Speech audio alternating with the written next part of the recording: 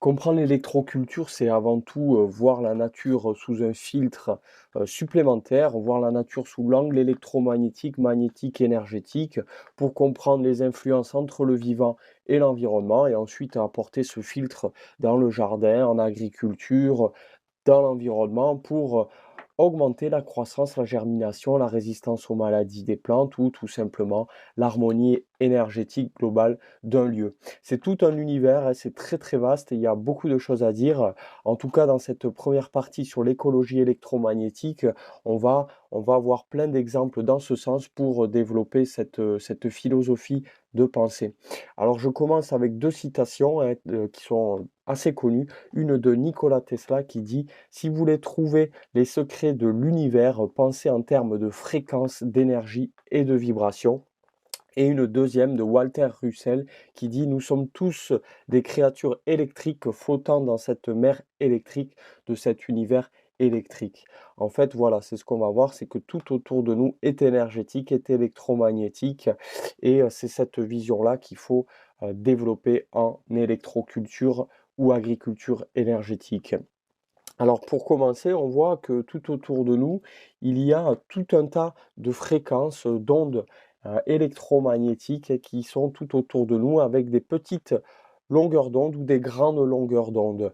En fait, comme on le voit là dans ce tableau, vous voyez par exemple, ça va aller de très grandes longueurs d'onde, les ondes radio, à des très petites longueurs d'onde à droite du tableau, les rayons gamma. Et en fait, notre œil, il ne peut percevoir qu'une très petite plage de fréquence, sur ce large spectre. Vous voyez la lumière visible, entre l'infrarouge et l'ultraviolet, c'est une toute petite plage de fréquence et que nous, on peut voir avec notre œil.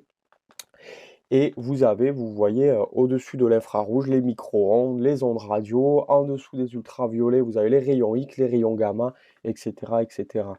En fait, il y a tout un tas de fréquences, d'ondes électromagnétiques qui sont autour de nous, qu'on ne voit pas, mais qui sont bien là, en fait, hein.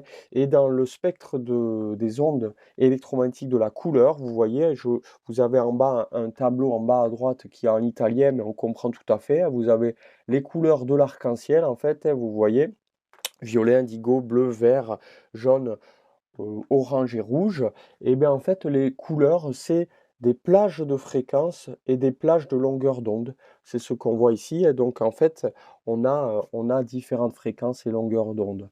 Et quand on voit, par exemple, quelque chose qui est vert, en fait, ben, c'est que le matériau en tant que tel, il va capter toutes les fréquences de l'arc-en-ciel, sauf le vert qui va renvoyer, qui ne va pas capter, et donc notre œil va percevoir les fréquences vertes qui sont renvoyées par le matériau, et donc c'est pour ça qu'on le verra vert. En fait, dans la lumière, vous avez toutes les fréquences de couleurs. La lumière a toutes les fréquences de couleurs, et puis ces couleurs vont être absorbées par le matériau, mis à part le vert qui va être renvoyé, et c'est ce qui va nous faire le percevoir vert. Voilà pour un premier exemple. Si on regarde d'un peu plus près l'onde électromagnétique, hein, l'onde électromagnétique, par exemple, la couleur, comme je l'ai dit, c'est des ondes électromagnétiques qui ont pour vecteur le photon qui est dépourvu de masse et qui transporte l'onde électromagnétique et qui se déplace à la vitesse de la lumière. Ça va très vite, à la vitesse de la lumière, et c'est pour ça qu'on peut communiquer d'un endroit à l'autre de la Terre, hein, directement, instantanément avec les téléphones par exemple, et parce qu'on utilise des ondes électromagnétiques qui vont à la vitesse de la lumière, ça va très vite. Vous avez ici, vous voyez un champ, électrique, hein, qui est imbriqué perpendiculairement à un champ magnétique en fait, hein, une onde, électromagnétique à une onde électrique et magnétique, cela va de pair. Il faut dissocier ceci, donc l'onde électromagnétique à gauche avec l'onde vibratoire qui est à droite. Et l'onde vibratoire, qu'est-ce que c'est? C'est en fait, c'est la vibration, c'est le son. Là, vous voyez quand je vous parle en fait, hein, c'est mes cordes vocales qui vibrent. Cette vibration est transmise dans l'atmosphère qui n'est pas vide en fait. Et dans l'atmosphère, il y a des atomes, et il va y avoir contraction, dilatation de l'atmosphère. La vibration va se transmettre, elle va arriver au tympan et les tympans vont vibrer et ça va nous transmettre le message, qui va être, ensuite compris par notre cerveau. En fait, donc l'onde vibratoire, c'est une vibration qui se transmet dans l'atmosphère ou dans l'eau et dans le vide de l'espace, elle ne peut pas se déplacer vu qu'il n'y a pas d'atomes dans le vide de l'espace en fait, hein. L'onde électromagnétique, elle peut nous provenir du vide de l'espace, par exemple, bah, le soleil.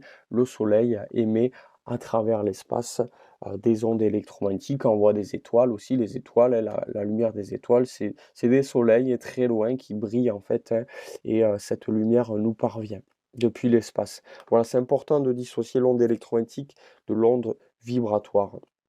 On continue, on voit en fait ensuite que quand on zoome donc au niveau du microcosme, hein, quand on regarde au niveau d'un corps par exemple, hein, vous avez un corps, on va zoomer, on va zoomer, on va arriver sur un organe, on va zoomer, on va zoomer, on va arriver sur des molécules, des atomes, voilà. Et les atomes, c'est les constituants de la matière et ils vont s'assembler pour former des molécules. Et si je regarde à l'intérieur d'un atome, qu'est-ce qu'on trouve?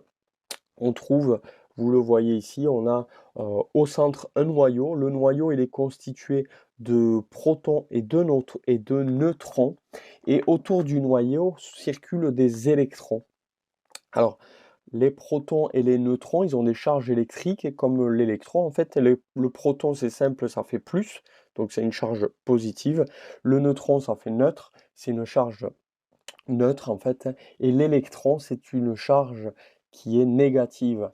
On voit donc que dans un atome, quand on zoome dans le constituant de la matière, il y a des charges électriques plus, moins ou neutres, et c'est un mouvement aussi.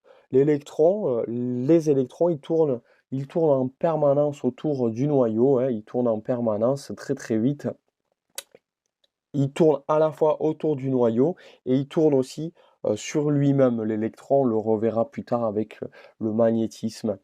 Et qu'est-ce qu'il faut savoir en fait donc, que c'est des charges électriques, que c'est tout le temps en mouvement et qu'il y a beaucoup de vide. Parce que entre le proton et le neutron, le noyau et les électrons qui gravitent autour, ben, il y a du vide aussi, hein.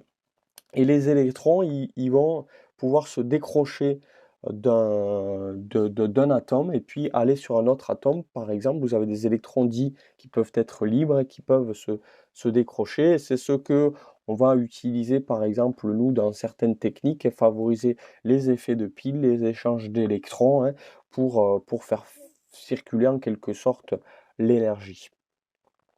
Alors là, vous voyez sur 2 exemples, hein, le chlore qui, va en fait gagner un électron et qui va devenir l'anion chlore. Alors s'il gagne des électrons, beh, sa charge ne va plus être neutre, elle va devenir négative. Et vu qu'en gagnant un électron qui a une charge électrique négative, si vous lui en rajoutez un et qu'à la base il était neutre, il devient avec une charge globale négative. Et à l'inverse, vous voyez le sodium là qui devient le cation sodium, s'il perd un électron, il va devenir positif, hein, vu qu'il va perdre un électron qui avait une charge négative. Alors, si je reviens juste en arrière, hein, sur l'atome, là, vous voyez, l'atome, on se rend compte qu'il y a autant de protons que d'électrons. En fait, un atome, il a une charge qui est nulle, hein. Vous avez autant de protons que d'électrons. Vous voyez, là, vous avez 3 protons et 3 électrons. Et s'il perd ou gagne un électron, il va avoir sa charge qui va devenir positive ou négative. Et dans un noyau, il y a tout le temps autant de protons que de neutrons. Vous voyez, on a 3 protons et 3 neutrons. Bon, ça peut paraître un peu technique, mais c'est des bases à intégrer, à comprendre, et pour comprendre en fait la suite et voir que quand on parle d'échange d'énergie dans les techniques d'électroculture, eh ben, on se base bien sur du concret, on n'est pas fou, hein.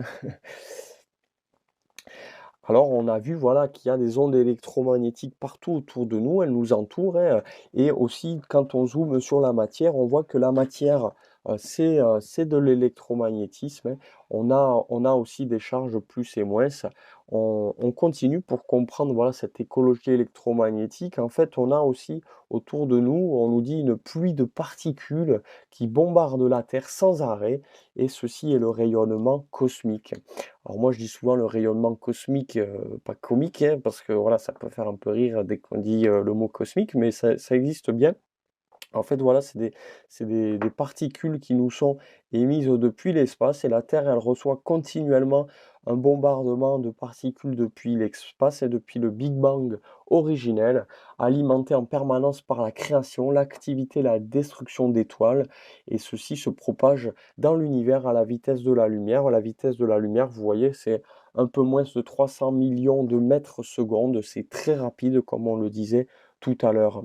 Alors, ce rayonnement cosmique, hein, il a deux origines principales, comme vous voyez là. Une origine solaire, hein, des éruptions solaires, ou une origine galactique, explosion de supernova, étoiles massives en fin de vie. On a aussi une expérience assez récente qui a démontré ce que Einstein prédisait déjà en son temps. On a en fait des ondes gravitationnelles qui ont été détectées en provenance de l'espace. Ça a été détecté sur la Terre. En fait, c'est aux États-Unis, je crois, l'expérience LIGO.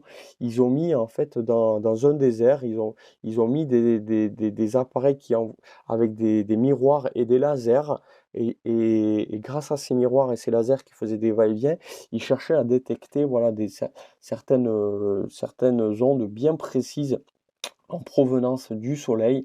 En fait, on s'est rendu compte quand il y a deux trous noirs, vous voyez, je vous ai mis deux trous noirs là sur l'image, quand il y a deux trous noirs qui rentrent en collision, ceci crée des ondes, en fait, des ondes dites gravitationnelles, qui vont se propager à travers l'univers, en fait, hein. Et puis ceci va nous arriver aussi sur Terre. Et là, c'est ce que l'expérience du 11 février 2016, vous voyez, qui a été publiée dans Nature, qui nous l'a démontré, en fait, et qu'on a bien ces ondes qui nous proviennent depuis l'espace. Donc, c'est prouvé, c'est acté, l'espace nous envoie des rayonnements, hein, en fait, hein. L'étude de ce rayonnement, eh ben, il rapproche différents courants de pensée. C'est quand même quelque chose d'assez complexe, hein. Mais voilà, pour simplifier, on se rend compte que ce rayonnement, il est constitué principalement de protons, de noyaux d'hélium et d'électrons. Les protons, vous voyez, ils sont à 85 à 90, et dans le livre, c'est ce qu'on remarque dans le livre Électroculture et énergie libre de Roland Verlaine et Maxence Laillé. On a des noyaux d'hélium et très très peu d'électrons, en fait, hein. Alors si on regarde le proton, hein, vous vous souvenez, c'est quoi? C'est une charge plus, hein, donc on a du plus qui arrive depuis l'espace.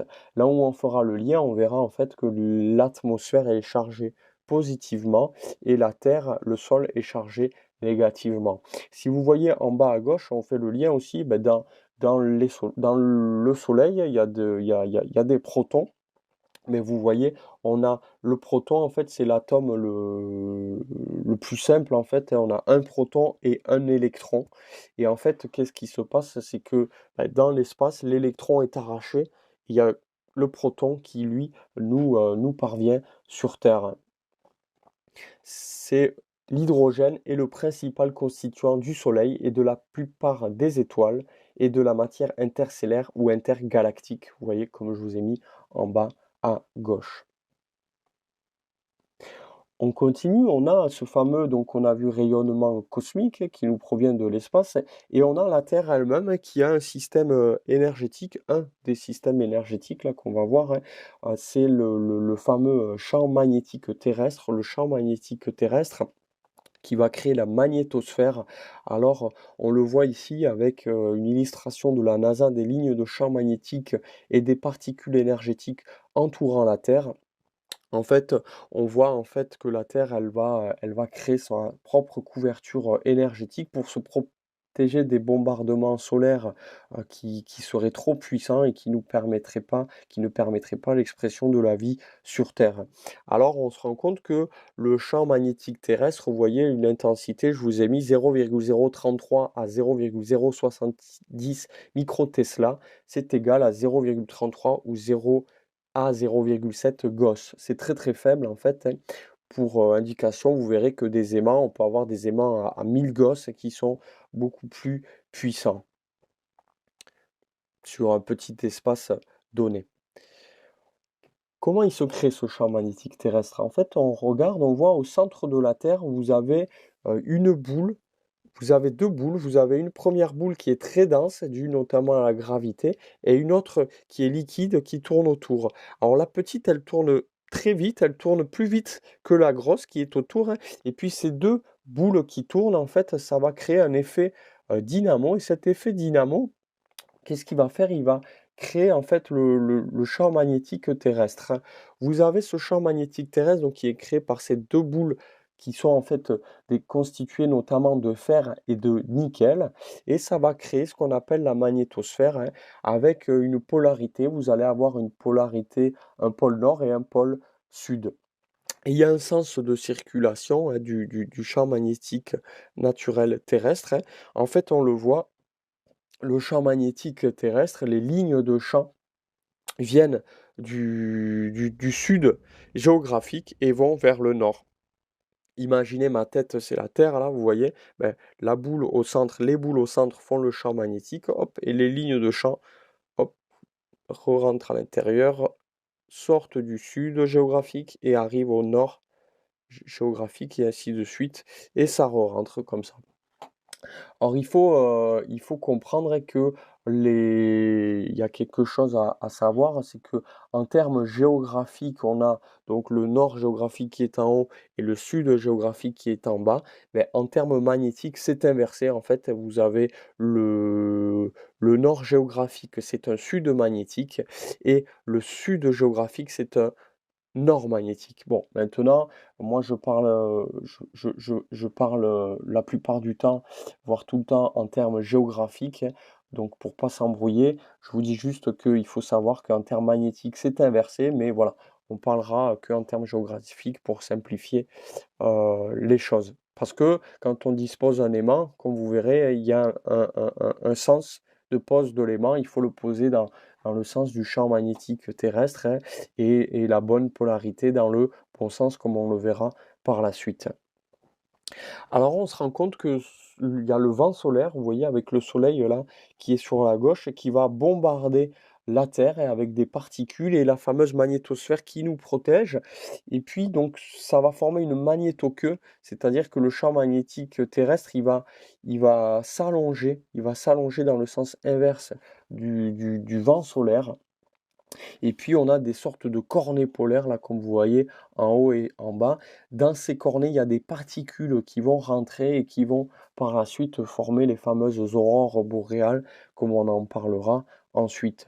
Alors ce système de tore, en fait, le champ magnétique, ça fait une sorte de tore, on le retrouve dans la nature et notamment, vous voyez, sur le corps humain aussi, avec une des couches énergétiques en forme de tore. Ça, c'est quelque chose d'intéressant qu'on retrouvera à plusieurs reprises. On continue, on reviendra sur le champ magnétique, terrestre, après, hein. Oui, juste quelque chose que j'ai pas dit, c'est que le champ magnétique terrestre, il va s'inverser tous les, je sais plus combien d'années exactement, si c'est ça se compte en centaines de milliers d'années. En tout cas, on s'est rendu compte que le champ magnétique terrestre s'était déjà inversé à plusieurs reprises dans l'histoire de la Terre, en fait, hein, en étudiant les roches volcaniques, les roches magmatique, on se rend compte que si on observe l'alignement des oxydes de fer à l'intérieur, que dans l'histoire de la Terre, il y a eu des inversions magnétiques en fait, hein, et il y en aura d'autres dans l'histoire de la Terre. La Terre, elle a 4,5 milliards d'années, hein. On estime qu'elle en a encore 4,5 milliards à vivre, donc il va s'en passer des choses, hein. On continue, on a ensuite, donc on a vu le champ magnétique terrestre, on a ce qu'on appelle le circuit électro-atmosphérique global. Alors qu'est-ce que c'est le circuit électro-atmosphérique global? C'est en fait l'atmosphère, hein, de la Terre qui est électrique. L'atmosphère de la Terre qui est électrique, ben, il y a quelque chose de bien connu qui nous le montre, et ce sont les orages en fait. Et quand un orage y tape, voilà, vous avez un éclair, c'est un phénomène électrique. Alors ceci rapproche l'étude de différents courants scientifiques tels que la physique, la chimie, la météorologie, la géologie, l'ingénierie électrique, l'astrophysique, etc., etc.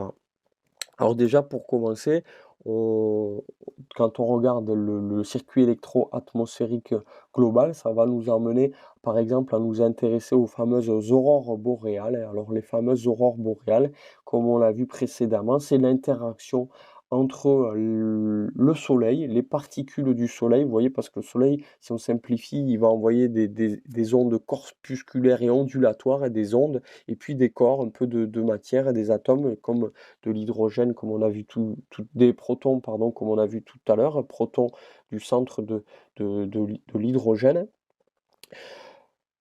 Ces particules sont envoyées en direction de la Terre, et puis la Terre, elle est protégée par ce fameux champ magnétique, vous voyez la magnétosphère, sauf que il y a des particules qui vont rentrer par les cornets polaires. Et ce qu'on va voir, ce qui est intéressant, c'est que ces particules vont rentrer en forme de spirale. Il y a une déformation du champ magnétique terrestre, on le voit très bien là avec la magnétoqueue, et puis la magnétoqueue qui se déforme, et les particules qui rentrent en spirale, on le voit par les cornets polaires au pôle nord et sud.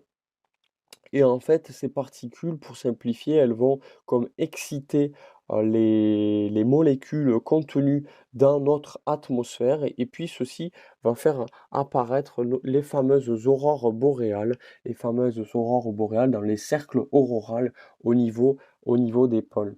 Alors on a Carl Selim Lemstrom. Carl Selim Lemstrom, c'était un professeur de physique. Il s'est beaucoup intéressé aux aurores boréales. Vous voyez, vous avez deux de ses livres qu'on peut retrouver réédités. Vous avez par exemple Electricity in Agriculture and Horticulture, désolé pour l'accent, et l'aurore boréale, étude générale des phénomènes produits par les courants électriques de l'atmosphère. Alors Carl Selim Lemstrom, lui, il a beaucoup observé, donc comme je l'ai dit, les aurores boréales, et puis il regardait les liens entre celles-ci et les arbres. Et il a étudié notamment la dendrochronologie. La dendrochronologie, c'est quoi? C'est l'étude des cernes des arbres.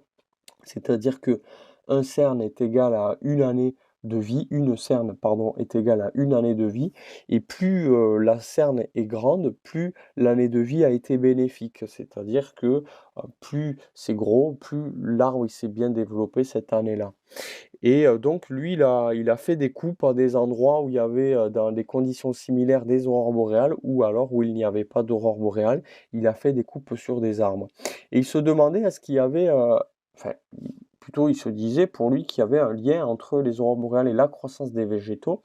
Et donc en faisant ces coupes, il a fait des liens entre les périodes de forte éruption solaire, et donc de fortes aurores boréales, et la croissance des végétaux. Il en est venu à conclure que les aurores boréales influençaient positivement la croissance des végétaux dans les cercles polaires. Ensuite, dans les années 1900, vous voyez, début des années 1900, il a ensuite, dans son laboratoire, créé des petits appareils électriques, et pour envoyer des courants sur les plantes. Et en fait, grâce à ces courants, il arrivait à augmenter la croissance des végétaux. Ceci faisait partie des expérimentations d'électroculture active. Il faut dissocier électroculture active d'électroculture passive. Et électroculture passive, c'est quoi? C'est on va capter les ondes électromagnétiques et les champs magnétiques naturellement présents autour de nous pour les diriger vers les plantes, et passivement, comme ça, favoriser la croissance et la germination. Et l'électroculture active, c'est on va créer des courants artificiellement comme ça pour favoriser la croissance des végétaux. Alors les Chinois, ils utilisent apparemment beaucoup ça actuellement, et ils développent des grandes fermes, hein, où ils utilisent de l'électroculture active pour augmenter la productivité des végétaux entre guillemets. Là, vous voyez un document que j'ai retrouvé sur internet en cherchant de la Société d'horticulture et d'arboriculture de la Haute-Vienne de 1903 qui arrive de la bibliothèque de Limoges. Et qu'est-ce qu'on y voit à l'intérieur? On y voit des écrits de Carl Selim Lemstrom, hein. Parlant de Carl Selim Lemstrom, hein, vous voyez, le professeur Selim Lemstrom, après s'être livré à de nombreuses expériences d'électroculture, à l'aide de machines produisant de l'électricité statique, conclut que l'électricité augmente de beaucoup l'énergie à laquelle est due la circulation plus ou moins active de la sève. Et comme résultat pratique, voici ce qu'il a obtenu. 107% pour les betteraves et 76% pour les pommes de terre, ce qui est très appréciable, on nous dit. Donc, grâce à ces techniques, voilà, de par à la base l'observation de la nature, après il a développé des systèmes pour augmenter voilà, la production de betteraves ou de pommes de terre, comme on le lit sur cet écrit. On a ensuite autre chose qu'il faut voir quand on s'intéresse au circuit électro-atmosphérique global, c'est que voilà, il y a différentes couches dans l'atmosphère. Là, c'est une photo tirée du livre d'électroculture et énergie libre de Maxence Laillé et Roland Verlaine. Et on se rend compte que entre la surface de la Terre et les hautes couches de l'atmosphère, la ionosphère, il y a en fait une tension, il y a des charges électriques, il y a des circulations aussi de courant. Alors on parle de conduction atmosphérique, hein. La conduction atmosphérique, on se rend compte que l'atmosphère conduit l'électricité en fait, hein. On a une sorte de gaz qui est chargé, qui est ionisé avec des ions, des électrons. On a en 1785, vous voyez Coulomb qui découvre la conductivité de l'air et en 1860, Lord Kelvin qui confirme l'existence de champs électriques atmosphériques. Voilà, en termes scientifiques, bien sûr, ils avaient observé ça avant, hein, mais en termes scientifiques, on a ces deux personnes qui sont marquantes. Et donc cette électricité atmosphérique, elle va varier hein, en fonction des moments de la journée, en fonction de si on est en période de jour ou de nuit, en fonction des rayonnements cosmiques. Est-ce qu'il y a des vents aussi qui vont faire frotter les molécules et créer des charges, etc., etc. On a même Robert Endros qui nous dit que la Lune peut influencer ces courants électriques. Alors il y a quelque chose d'important à retenir, c'est que, si la Terre est chargée au niveau du sol à zéro, tout en haut, dans les hautes couches de l'atmosphère, on est à 300 à 350 000 volts. Il y a 300 à 350 000 volts tout en haut dans les hautes couches de l'ionosphère. Donc on se rend compte en fait qu'il y a une très grande différence de potentiel entre le sol et l'air. Et on remarque aussi que à partir du sol, à une échelle humaine, si on a le sol qui est à zéro, tous les mètres, on aura 100 volts. C'est-à-dire que 1 mètre 100 volts, 2 mètres 200 volts, 3 mètres 300 volts, 4 mètres 400 volts, etc., etc. Et puis plus on monte, comme on l'a vu, plus on a des voltages qui sont importants. Alors 100 volts, c'est une moyenne, ça peut être 120 volts, 120. Voilà. Et puis par temps orageux, ben, ça peut monter à beaucoup plus de tension par mètre, mais si vous retenez 100 volts par mètre, c'est une bonne valeur. Et en fait, là, on se rend compte, parce que souvent on a la question, oui, mais pourquoi on s'électrocute pas si, imaginons, entre ma tête et mes pieds, j'ai 200 volts, ben, c'est en fait parce que le courant n'est pas assez électroconducteur, hein. L'atmosphère, pardon, n'est pas assez électroconducteur comparé à l'eau, par exemple, hein. Et là, c'est des écrits que vous retrouvez dans le livre Atmosphère, océan et climat de Robert Delmas, par exemple. Voilà, il y a 100 volts par mètre, grosso modo. Donc ça, c'est intéressant à savoir. Pourquoi? Parce que quand je monterai une antenne d'électroculture, si on dit qu'il faut monter à minimum 6 à 7 mètres, ben, ça veut dire qu'on monte minimum à 600 à 700 volts. Et donc, on a des différences de potentiel. Il nous faut des grandes différences de potentiel entre le bas et le haut de mon antenne pour favoriser les échanges d'électrons, par exemple. Là, vous voyez, on a une schématisation très simple où on se rend compte que à droite, hein, la charge de la Terre est négative et la charge de l'atmosphère est positive. Alors, on a 550 000 coulombs en charge négative dans le sol et 550 000 coulombs en charge positive dans l'air. Mais en fait, on a tout le temps des échanges air, sol, sol, air, hein. Il y a la Terre qui va se décharger et l'atmosphère qui va aussi recharger la Terre et cetera. On a des échanges comme ça, mais il y a tout le temps un équilibre, hein, de 550 000. Ce qui sort re-rentre d'un côté et inversement. Là, vous voyez, on a une schématisation et avec la Terre qui est négative et l'air est positive et tout le temps des échanges comme ça, euh, d'électrons, des échanges de charges entre le sol et l'air. Alors en fait, c'est là où on voit bien qu'un éclair, c'est quoi? C'est une avalanche d'électrons en fait. Les éclairs, ils sont principalement négatifs. Il peut y avoir des éclairs positifs, mais c'est beaucoup plus rare. Et donc vous avez une avalanche d'électrons en fait, des électrons qui vont venir recharger la Terre parce que la Terre, elle se décharge continuellement aussi d'électrons, comme on le verra. Et là, elle se recharge par les éclairs. Alors, l'éclair, en fait, qu'est-ce qui se passe? Parce que voilà, on pourrait se dire: «Oui, mais c'est pas possible que du moins aille taper sur du moins. Si la terre, elle est moins et que l'éclair, c'est du moins, il faut que, le moins, il puisse aller vers le plus pour circuler, en fait». Mais qu'est-ce qui se passe? C'est que la terre, globalement, elle est chargée négativement, mais il y a quand même un peu de plus dans la terre et quand l'atmosphère, il devient trop négatif, vous voyez, près du sol, et bien, en fait, par, comme 2 aimants, si on met 2 polarités négatives de l'aimant face à face, ça va se repousser comme ça. Et beh, quand vous avez l'atmosphère juste au-dessus du sol qui devient trop négatif, beh, tout le moins ce qui est dans le sol, il va se retrouver un peu repoussé en profondeur dans le sol et vous avez le positif qui va être en surface. Et c'est là où l'éclair, il va aller taper, clac, le positif de la Terre qui est devenu en surface et ça va comme ça transférer des électrons dans le sol. Et voilà, on a comme ça ces échanges d'électrons et qui se font via les éclairs qui rechargent la Terre. Et donc, on a partout, tout le temps, des orages qui frappent sur Terre. Et c'est comme un peu l'activité électrique de la Terre, l'activité électrique du cerveau. On peut voir la Terre comme un organisme vivant et comme, voilà, les anciens ils disent Gaïa, par exemple, l'organisme vivant. On va retrouver des similitudes, des analogies entre le corps humain, par exemple, et la Terre. Et ce qui se passe à petite échelle se retrouve aussi à grande échelle. L'éclair, à chaque fois qu'il tape, qu'est-ce qui se passe? On a une onde de résonance qui est émise. Et vous avez l'onde de résonance Schumann qui est à 7,83 Hz. Et 7,83 Hz, c'est une fréquence qui est très positive pour la vie.